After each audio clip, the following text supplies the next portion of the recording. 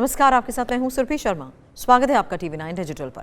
केंद्र सरकार के लाखों कर्मचारियों और पेंशन भोगियों के लिए 8वें वेतन आयोग में एक बड़ी उम्मीद की किरण है। बढ़ती महंगाई और जीवनयापन की बढ़ती लागत के बीच ही सभी की नजरें इस पर टिकी हैं कि कब वेतन और पेंशन में संशोधन होगा। खासकर ये सवाल बार बार उठ रहा है कि क्या 1 जनवरी 2026 से एरियर का भुगतान शुरू हो जाएगा। आइए नवंबर-दिसंबर 2025 की ताज़ा जानकारी के आधार पर पूरी स्थिति को समझते हैं। अगर वर्तमान स्थिति की बात की जाए तो आयोग गठित है, लेकिन लागू होने की तारीख अभी तय नहीं। सरकार ने 2025 में 8वें केंद्रीय वेतन आयोग का गठन कर दिया। नवंबर 2025 में इसके टर्म्स ऑफ रेफरेंस को भी मंजूरी मिली। आधिकारिक अधिसूचना जारी हुई। आयोग को अपनी सिफारिशें देने के लिए 18 महीने का समय दिया गया, यानी रिपोर्ट 2027 के मध्य तक आने की संभावना है।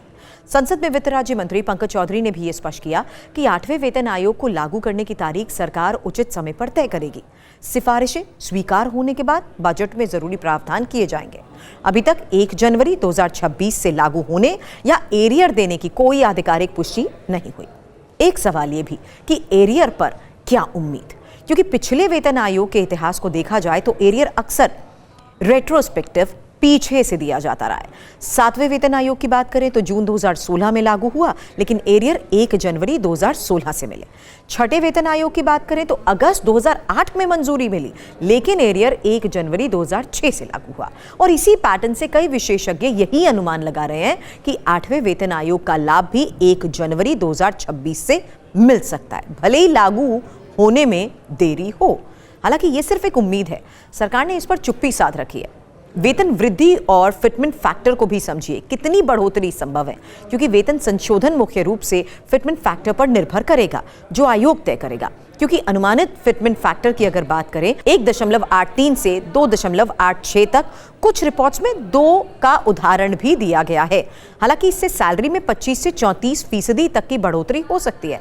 एक एग्जाम्पल आपको समझाते हैं, क्योंकि वर्तमान बेसिक पे अगर 76,500 है तो मान ले कि डीए 58%, मतलब 44,370, HRA 22,950, कुल मासिक वेतन हो जाएगा लगभग 1,43,820।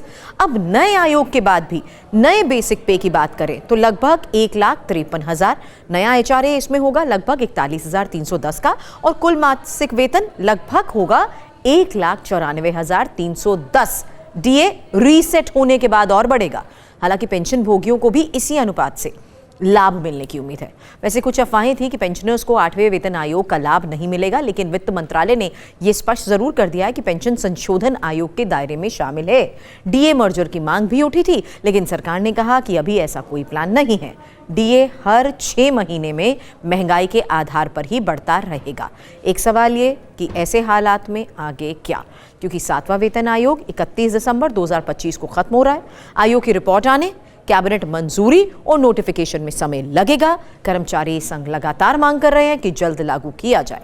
8वां वेतन आयोग निश्चित रूप से बनेगा, बड़ा लाभ भी देगा, लेकिन 1 जनवरी 2026 से एरियर या लागू होने की बात अभी सिर्फ अनुमान है। आधिकारिक ऐलान का इंतजार करें। केंद्रीय कर्मचारियों के लिए ये खबर थी। ये आपके लिए किस तरीके से गेम चेंजर साबित हो सकता है। महंगाई के दौर में सैलरी बूस्ट और एरियर की ये खबर राहत जरूर देती है, लेकिन लगातार अपडेट्स के लिए आप नजर बनाए रखें TV9 डिजिटल पर। खबर पसंद आई हो तो करें लाइक और करें शेयर और चैनल को करें सब्सक्राइब।